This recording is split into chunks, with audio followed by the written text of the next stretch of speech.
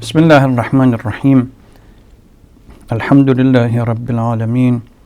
Wassalatu wassalamu ala Sayyidina wa Nabiyyina wa Habib Qulubina Abil Qasim al-Mustafa Muhammad wa ala alihi al-Tahirin wa sahbihi al-Muntajabin. Allahumma salli ala Muhammad wa ali Muhammad wa ajil farajam. The surah we are going to focus on today is Surah Takathur. And the central theme in this surah is similar to the surah that precedes this surah, Surah Al-Qari'ah, in which Allah subhanahu wa ta'ala points out that only good deeds done in this world is of any value in the hereafter.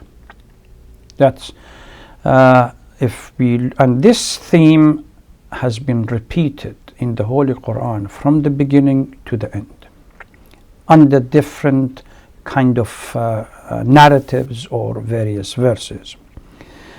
And anything else but good deed will not be of a use to a person in the hereafter. Abundant good deed in this life means secures salvation, and evil deeds dominating is whoever that evil deeds dominates, their pattern of behavior is doomed in the hereafter, no matter how much wealth they possess. This was the theme. فَأَمَّا مَنْ ثَقُلَتْ مَوَازِينُهُ فَهُوَ فِي عِيشَةٍ رَاضِيَةٍ وَأَمَّا مَنْ خَفَّتْ مَوَازِينُهُ فَأُمُّهُ هَاوِيَةٌ. That was in the preceding chapter. Marhum Matari here in the Tafsir for this, or commentary on this verse, says that what he understands from it, that the weighing machine, so to speak, or the weighing equipment on the Day of Judgment, this has only one side, which is haqq, or good deed. If this weighing machine is heavy, ثَقُلَتْ مَوَازِينُهُ فَهُوَ فِي عِيشَةٍ رَاضِيَةٍ. Since Allah subhanahu wa ta'ala has no value for the bad deed on the Day of Judgment, haba'an manthura, there is no value for it. So literally, imagine there were in old days people weighing things with just one basket hanging in and how much weight attached to it. So bad deed has no value, so this thing is not going to have anything of value for us. This theme here in Surah Al-Takathur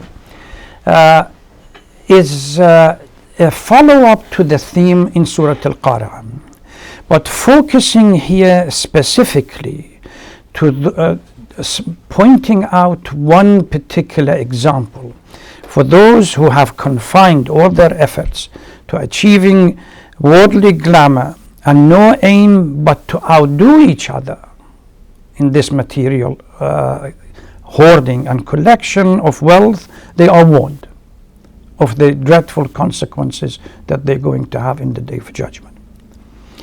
We need to kind of explain a few words, call it part of the etymology, or first of all, lahu, which is alhaakum. Lahu comes from the same root as lahu in the Holy Quran, and there is in English there are two words that come very close to the understanding of the concept of lahu. There is distraction and there is prevention.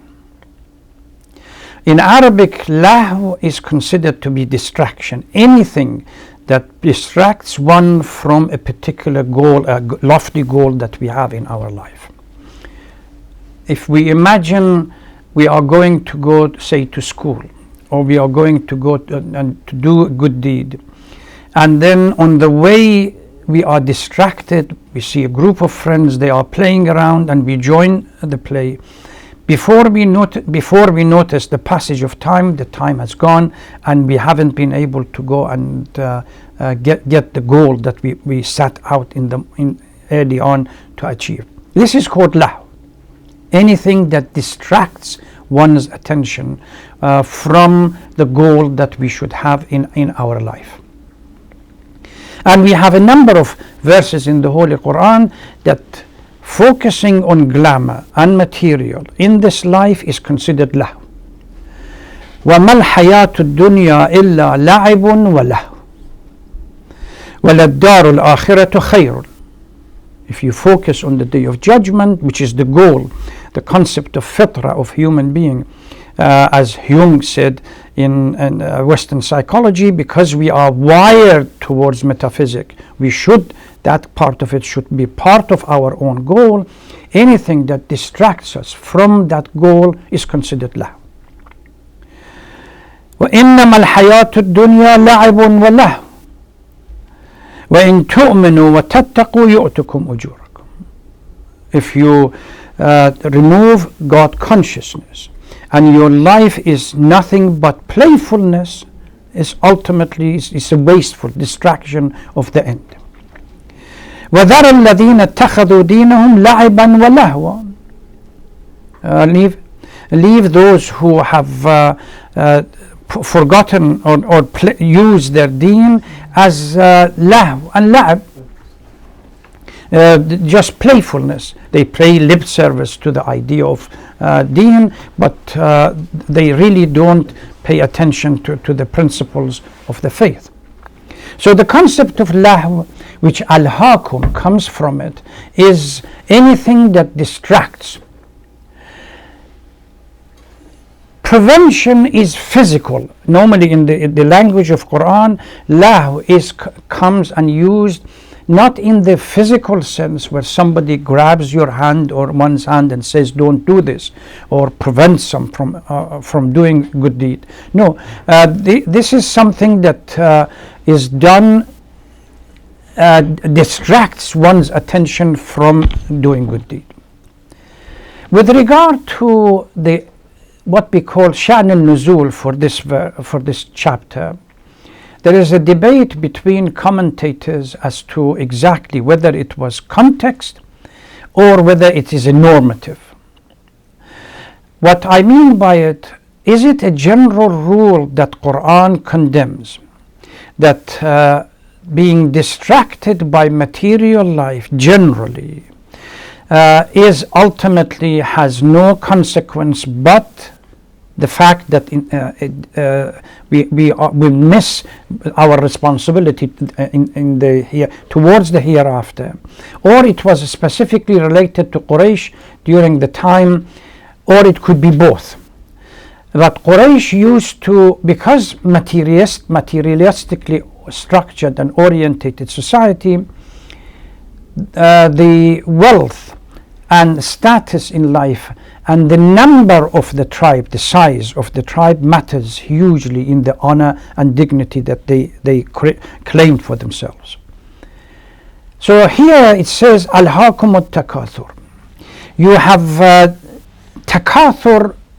It has distracted your attention by mutual competition for amassing worldly good. Constant debate between one society, one tribe and the other, as who is more powerful, who has more possession, who has more numbers. So let me give the translation. You are distracted by mutual competition in amassing worldly benefit until you reach the grave, for those who say that it is a normative statement. You literally continue using your life for material, amassing material good until the end of your life. But for those scholars that say, no, this is specifically for a pattern of behavior or cultural norm of the Quraysh at that time, they say, even you go to the grave, because to establish numbers for themselves, to say that our numbers are more than anybody else, they used to go to the grave and count the number of the dead from their own tribes and say, look how many we are. So if we interpreted Alhaakum Takathur hatta zurtum al-maqabir, zurtum means you went to the grave and tried to collect or count the numbers of dead that you have to establish some kind of a status for yourself, then this is specifically narrates to the context.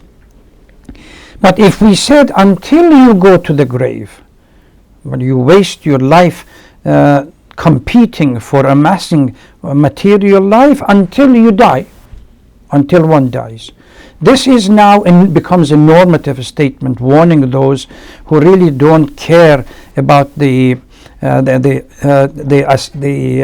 issue of paying attention to one's life, etc., etc., and being mindful of the hereafter. Then the verse says, no, you will soon know the reality. Now, if we talk about that until you reach the grave, then that becomes the time in which you realize the reality. Because remember, in the previous discussion, we said that just lahdat al-yaqda, which is that last few seconds of one's life, where the veil is removed, one sees the past and the future. And during that particular period, istighfar is not acceptable. In the story of Pharaoh, when he was literally drowning, at the last minute he said, now I have belief in whatever Moses said. Al-an, Quran says, now that the veils are removed and you can see for yourself where you are heading to. So that is the moment that if we interpret the verse and until you reach the grave, then that is where the veils are removed and some kind of ilm al-yaqeen, a knowledge of certainty. By the way, there is another issue that a point we need to discuss just briefly. Shak always come with yaqeen associated together as an antonym. So shak, if you have doubt, then yaqeen comes out of it. Jahl comes with ilm, ignorance with knowledge, and shak and yaqeen. So Quran, in the various verses that we have, at least two types of yaqeen and certainty is mentioned in Surah Takathur. And a third level of certainty that Urafa, they talk about it, is mentioned in Surah Al-Waqa and I believe in Al-Haqq. That is the haqqul yaqeen that Urafa they talk about. So in Surah Al-Takathur, Kalla sawfa ta'lamun, you are not going to until you realize, you will find out. ثم كلا سوف تعلمون كلا لو تعلمون علم اليقين. You will reach a time in which now you have a degree of certainty. Urafa, they say that yaqeen can be gained on three levels. Sometimes yaqeen comes through what we call philosophical discourse or even intellectual discourse, in which one is convinced intellectually that, say, God exists and hereafter is a possibility, question and answer is a possibility, etc., etc. This is called ilm al-yaqeen. Then when one sees it for oneself, then it becomes ayn al-yaqeen. It right is in front of you. One during lahdat al-yaqda, when the veils are removed, one's destiny, whether it's going to go towards hell or punishment or wrath or reward, becomes a visible reality. Now you don't need intellectual discourse to prove it for you. Then becomes ayn al-yaqeen. You can see it. And a parallel discussion about this, they say that if one looks at far away smoke coming out, they say one deduct out of visible smoke that there is fire. That is called ilm al-yaqeen. When you get close to the fire and you see the fire for yourself, then it becomes ayn al-yaqeen. It's visible in front of you. Haqq al-yaqeen is when, la samahallah, one is in it, in the fire, and tasted that fire. And this is why Allah subhanahu wa ta'ala, in framing some kind of a paradigm for success and failure for human life, brings is this notion of jahim. النار فمن زحزح عن النار وأدخل الجنة فقد فاز. Success and failure is whether one goes through into the fire or not, or saved by fire. And again, if we look at few other verses in the Holy Quran, this notion of being protected by one's deed and submission to command of Allah from wrath of Allah and on the day of judgment is repeated in Surah Al-Anbiya. إِنَّ الَّذِينَ سَبَقَتْ لَهُم مِّنَّا الْحُسْنَى أُولَٰئِكَ عَنْهَا مُبْعَدُونَ. Those who paid attention in this life and focus on submitting to the command of Allah subhanahu wa ta'ala and serving Allah subhanahu wa ta'ala, they are going to be distant from the punishment. لا يسمعون حسيسها, even the sound of fire they don't hear. وهم فيما اشتهت أنفسهم خالدون. So for those who submit to the command of Allah subhanahu wa ta'ala, they don't go anywhere near fire. They don't even hear it. لا يحزنهم الفزع الأكبر. On that fear that on the day of judgment takes over everybody that enters on the plane before the sacred court, they are not going to be affected by it. And so they will be protected. Ya ayyuhan nas, and subhanallah, when we talk about nazm and order and the running theme in Surah Anbiya, around the end of it talks about this protection of the muttaqun from the fire. Immediately Surah Hajj that comes after it, verse number 1 and 2, lays down the opposite. What happens to those who do not submit to the command of Allah subhanahu wa ta'ala? Ya ayyuhan nas ittaqu rabbakum inna zalzalat as-sa'ati shay'un 'azim. Now, fear or be mindful of Allah subhanahu wa ta'ala, because that quaking of the end of time is going to be extremely tremendous and significant. يَوْمَ تَرَوْنَهَا رؤيا. This is the Ayn al-Yaqeen that talks about in Surah Takathur. يَوْمَ تَرَوْنَهَا, but in this enormity of situation such, تَذْهَلُ كُلُّ مُرْضَعَةٍ عَمَّا أَرْضَعَتْ. In our daily life, if you want to give example of the undying bond and love of in relationship, mother and children. Now we see in the crisis of Gaza, mothers losing the entire family of 7, 8, more or less children, and the scream of pain and everything else.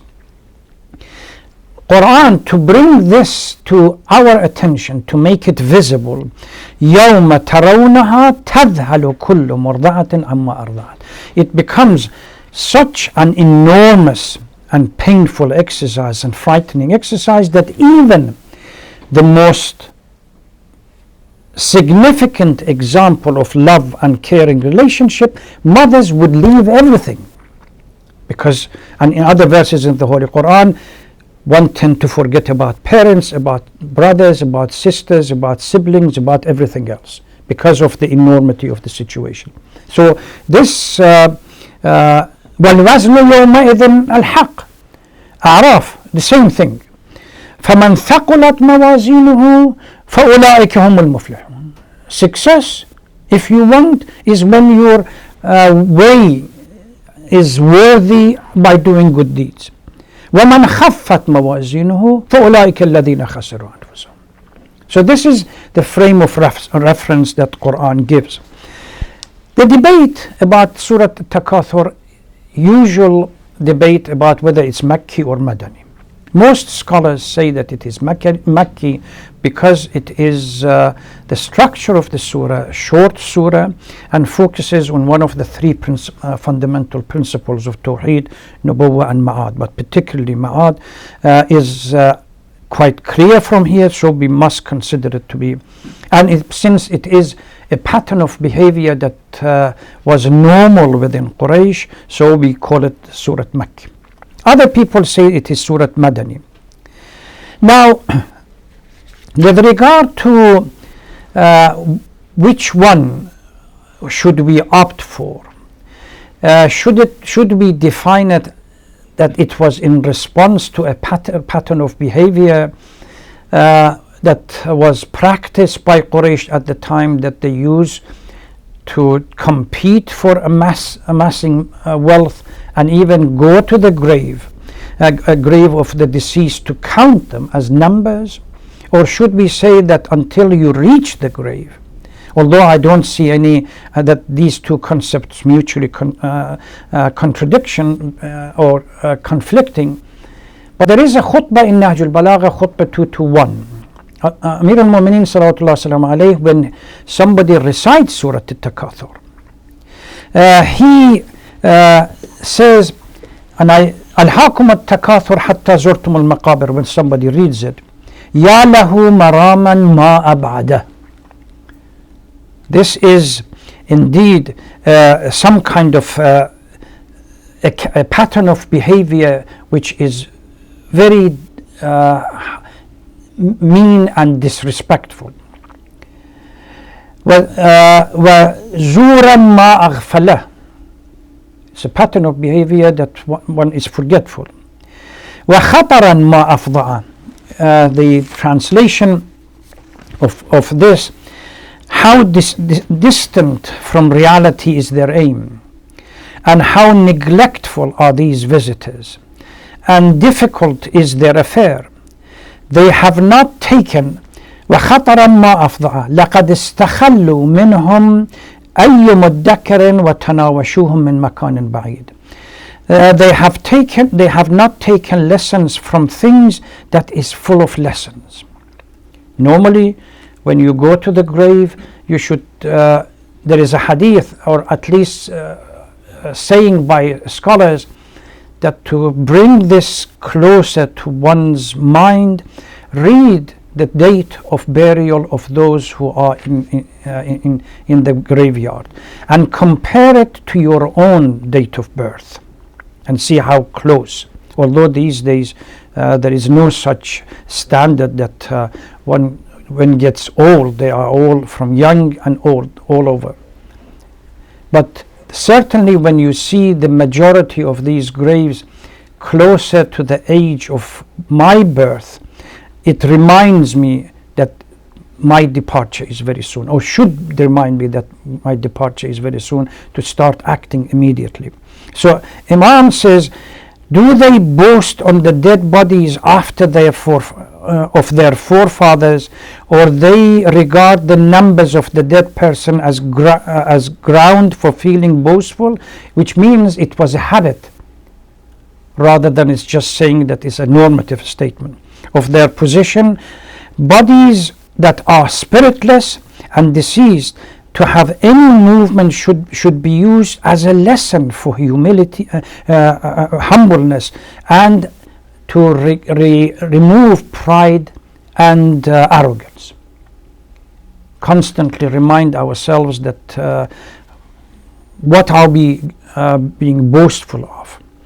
The position, the wealth, the money, and everything else which we are going to leave behind, and we will not be asked on the day of judgment, or even at the moment that the life, the soul departs, as to how much money we had, what position we had, what influence we had in our life. What we are going to be asked is the amount of good deed that we have sinned. قدموا لأنفسكم. Literally, in the banking system, if we bring that as a metaphor, deposit it. Use the good deed to deposit for the future, that ultimately you're going to benefit from it.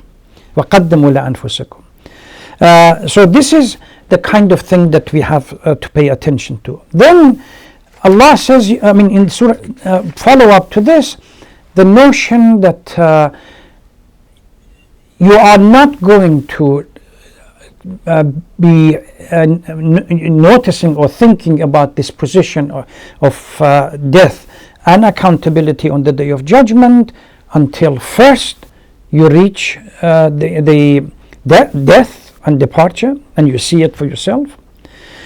Once you have missed ilm al-yaqeen, which was possible during your life through engagement and debate and discussion, Allah subhanahu wa ta'ala has already sent you a messenger that provides you with that information, and you dismiss it and you somehow disregard it. There is a hadith from the Holy Prophet sallallahu alaihi wasallam that says, and one day at the early part of his mission, he went, part of a habit that existed in Jahiliyyah, he went to the mountain and screamed, and the shout was such that whenever who did this kind of thing indicated that there was a danger. So Quraysh and everybody else within Mecca, they came out. What is it, Ya Muhammad? He said that if I inform you now that there is an enemy behind this mountain, are you going to listen to me? Are you going to believe me? They said yes, because we haven't heard anything that indicates that you are not trustworthy. He said, I as a trustworthy am reminding you of Allah subhanahu wa ta'ala, Day of Judgment, etc., etc. Abu Jahl and Abu Lahab stood up and said, curse be on you, you brought us up for this kind of a message. So it was possible for Quraysh, listening to as-Sadiq al-Amin and debating with him and being convinced. That was the ilm al-yaqeen. Now that they have missed that opportunity, they are going to have another opportunity, ayn al-yaqeen, on the Day of Judgment. You see what's going on. And once they are inside the fire and wrath of Allah, that's the haqq al-yaqeen that Quran talks about in Surah Waqi'ah, inna hadha lahu haqq al-yaqeen, and as well as Surah al-Haqq, wa innahu la haqq al-yaqeen, the third category of yaqeen. So 3 different levels of yaqeen. Yaqeen, certainty that comes through discussion and what we call intellectual discourse that remove shak and doubt. Number 2, yaqeen that comes through ru'ya and seeing, and yaqeen that is being within say fire or some context, that tasting it for ourselves, and that gives us the haqq al-yaqeen that Quran debates. So this is the brief kind of translation or commentary about Surah Takathur and its relationship with the previous Surah Al-Qari'ah, that talks about the same thing, that what matters in this life, that we have to be mindful, good deed as the only criteria that ultimately will be worthy of anything on the Day of Judgment. Bad deed, haba'an manthura. There are various metaphors Quran uses for bringing this notion close to us. One of them, bad deed as a froth. When the sea water comes in and creates a froth, and it appears very quantitative, but in reality it hasn't got anything. So on the Day of Judgment, bad deeds have no weight to be judged accordingly. And this is something that relates to the topic that we briefly touched upon it, and that was the sayr and suluk and tazkiyah, that inshallah one day we spend more time in discussing it. Thank you very much for listening. Wassalamu alaikum wa rahmatullahi wa barakatuh. If you have any questions.